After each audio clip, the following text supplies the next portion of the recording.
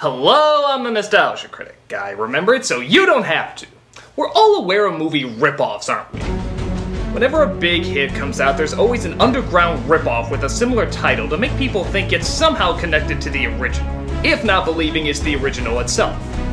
For example, you got Babe, and then you got Gordy. Oh, you nasty rip-off of a movie, you! How dare you try to take the good, wholesome decency that this film created and you try to cash in on it! Oh, you're a despicable movie! Despicable! What? Gordy came out first? Okay, let's switch him up, David. Oh, you nasty movie! Nasty, nasty Babe! How dare you try to rip off Gordy?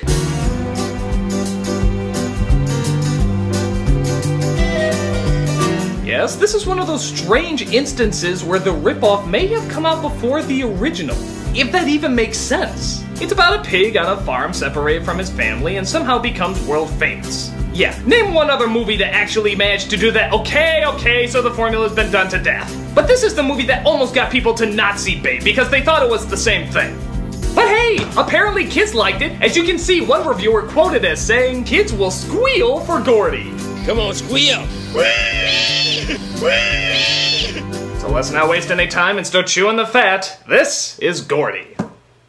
So it starts out with an old narrator telling the story about a little pig on the farm. Okay, if I point out all the similarities, we're gonna be here forever.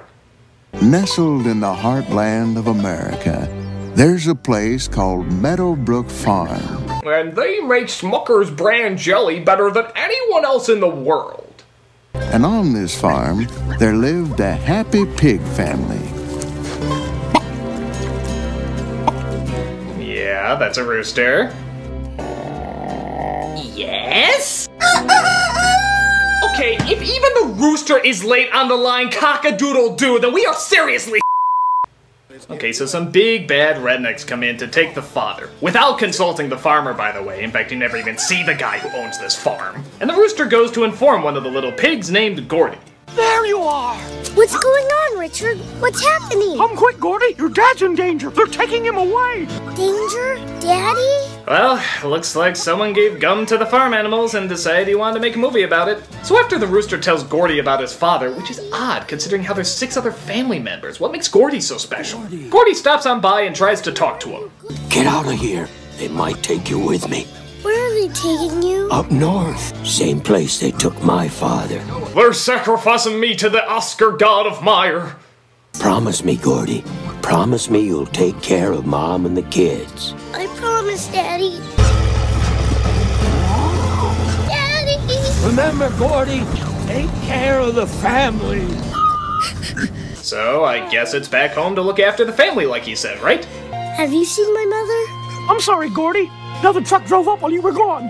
Took your whole family. What? You mean he was in charge for 2 seconds and already he f***ed it up? Dude, that's pretty harsh! What other off-screen catastrophes do you think happened? Oh, Gordy! While you were away, your father's been kidnapped! Oh no, I'll save him! Oh, Gordy! While you were saving your father, the rest of your family got kidnapped! Okay, I guess I'll save them! Oh, Gordy! While you were busy saving them, the farmer fell down the well! Oh, sheesh, alright. Oh, Gordy! While you were busy saving them, the Hindenburg disaster happened! Okay, I guess I can... Oh, Gordy! While you were busy with the Hindenburg disaster, Osama bin Laden came back to life, turned into a transformer, and is destroying Chicago with the dark of the moon! Oh my god! Oh my god! Oh my god! Oh my god! Well, one problem at a time. Gordy is off to find where the other truck took his family. All he knows is that he has to head north, so that's where he goes.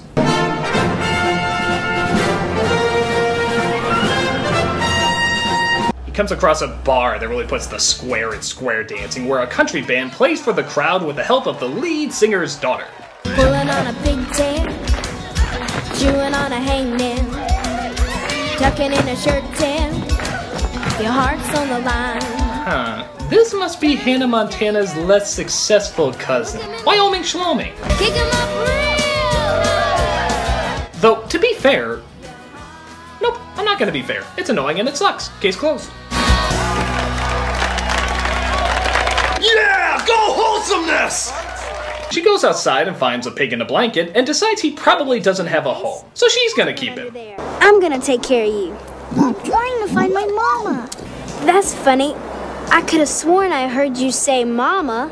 People can understand animals if they take the time to listen. No kidding! People can understand animals if they just take the time to listen. I didn't know that! I'm learning so much today! I wonder if that works for other things. Like, how about a pan? You think it works for a pan? Let's find out. Hey, here's a pan. Let's see if it says anything.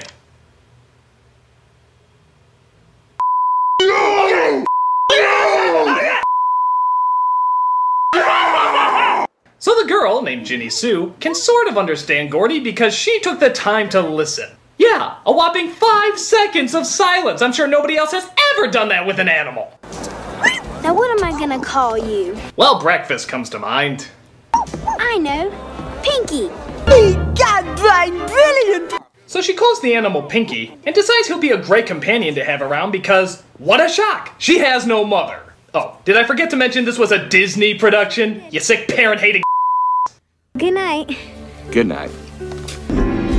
So, because they forgot to shoot the scene where the father finds out, he suddenly knows that the daughter has a pig. But he doesn't mind. Anything that can get her to keep that constantly robotic, unnatural smile throughout this entire movie is cool with him. So they keep Gordy and decide to drop by their next gig. It turns out at this party there's a kid named Hanky, who also only has one parent. What a small, dramatically contrived world. But luckily his rich grandfather is there to keep him company.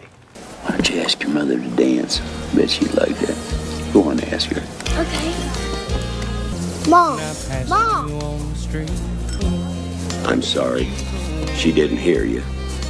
I'm sure she would have danced with you if she had. Really? Not dancing with your mom bums you out?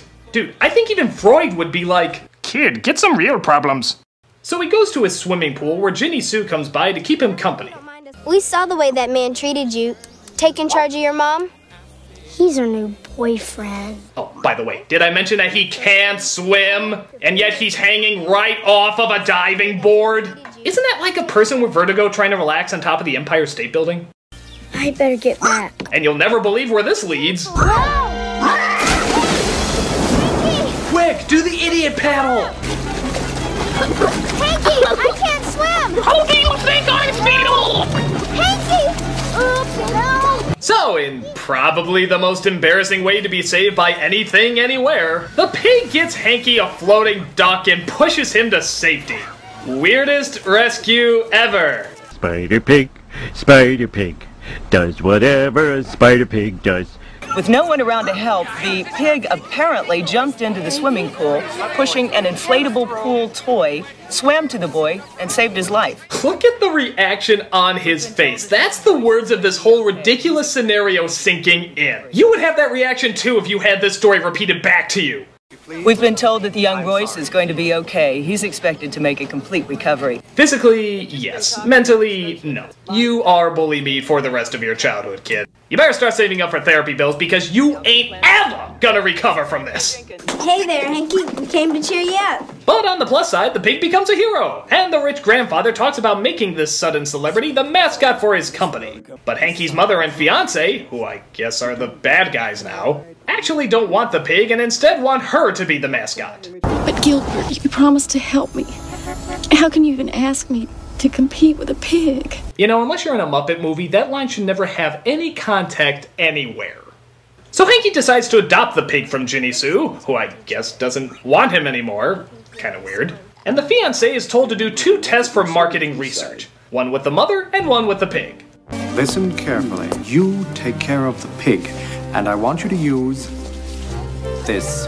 This is a wide-angle lens. Why would you want to shoot anybody with this? Do as I tell you. Move. Oh no, a wide-angle lens! It's not like he can just back off the camera to make Gordy look normal! It's a wide-angle lens! A wide-angle lens! But it doesn't matter. Gordy tells Hanky about the wide-angle lens. Yeah, he can understand him now too. And Hanky switches the lenses around. And because this is obviously the world's worst director, he never looks through the lens to see how it's turning out. And because the fiancé is also the world's worst producer, he never looks at the footage and just sends it off to the test audiences. Boy, trusting world, isn't it? Goodbye, hero pig.